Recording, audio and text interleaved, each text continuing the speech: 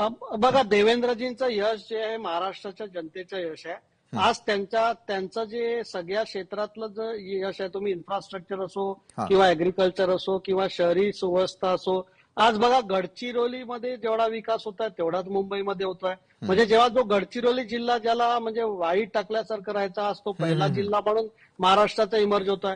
तर कसं आहे, देवेंद्रजींचा विकास हा सर्व क्षेत्रांमध्ये आणि सर्व राज्याच्या कानाकोपऱ्यात आहे. पहिलेचे जे राज्यकर्ते होते, माननीय शरद पवार साहेब असो, त्यांनी बारामती आणि आजूबाजूच्या ह्याच्यात विकास केला. काही जे आधीचे नेते होते ते मुंबई पुणे याच क्षेत्रात विकासाचा विचार करायचे. तर मला असं म्हणायचं आहे की सर्वसमावेशक जे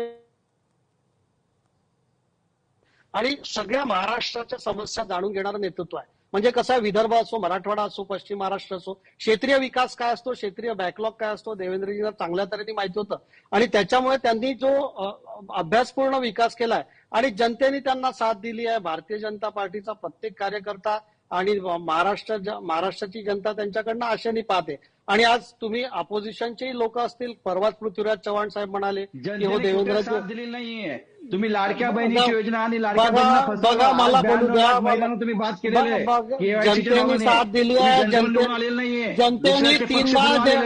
जनतेने तीनदा देवेंद्रजींना निवडून दिला ना. अरे दादा, देवेंद्रजींना तीनदा निवडून दिलाय.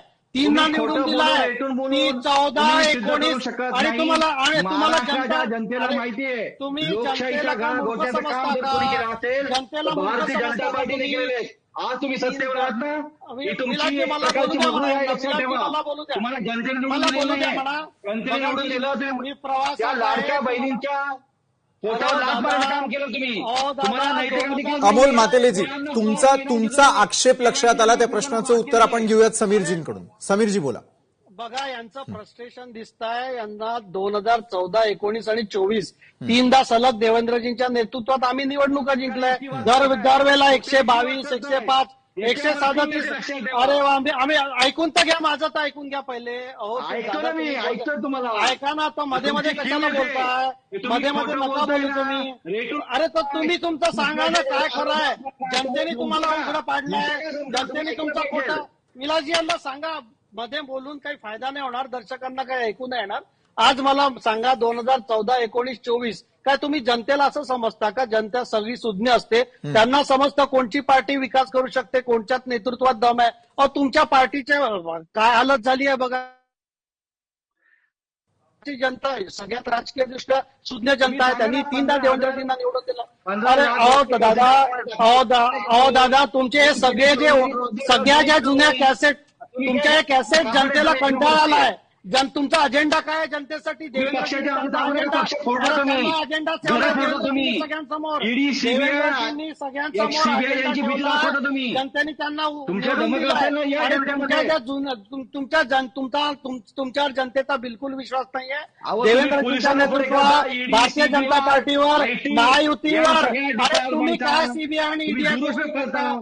आज मुंबईचा विकास सांगा. चला मुंबईच्या विकासावर चर्चा करा. पाटील, मला सांगा, आता जी चर्चा सुरू आहे अमोल मातेलेजींमध्ये आणि समीरजींमध्ये, मला सांगा, मुख्यमंत्र्यांच्या कार्यकाळापेक्षा त्यांच्या कामगिरीला अधिक महत्व दिलं पाहिजे का? बालाजी गाडे पाटील. बघा विलासजी, मला असं म्हणायचं आहे, महाराष्ट्राच्या जनतेने देवेंद्रजींना 3 वेळा निवडून दिलेला आहे आणि 3ही वेळा त्यांनी विकासाचं राजकारण केलं आहे. आज मला सांगा, जनतेसमोर त्यांनी विकासाचा ब्लूप्रिंट ठेवलाय. मुंबई असो बाकी किंवा सगळ्या राज्यात त्यांनी जो विकास केला, यांच्या एकाही मुख्यमंत्र्यांनी 5% तरी केलाय का हो?